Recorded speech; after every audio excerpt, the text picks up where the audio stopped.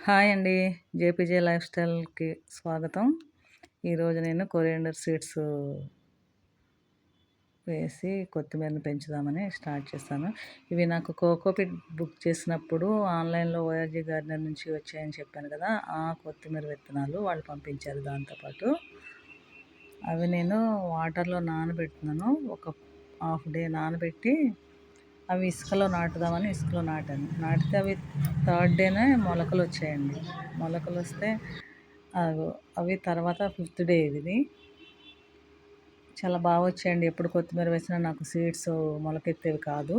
కానీ ఈసారి ఈ సీడ్స్ మొలకెత్తాయి. చాలా బాగా అనిపించింది. అందుకే మీ ముందుకు తీసుకొచ్చాను ఈ వీడియో. చాలా బాగుంది కొత్తిమీర. చూడండి ఎంత ఫ్రెష్‌గా ఉందో. ఇసుకలో అయినా బాగానే వచ్చిందండి. ఇది ఫస్ట్ టైం నేను ఇసుక ఒక్క దాంట్లోనే వేయడం బాగా వచ్చింది. ఓకే అండి. Thank you.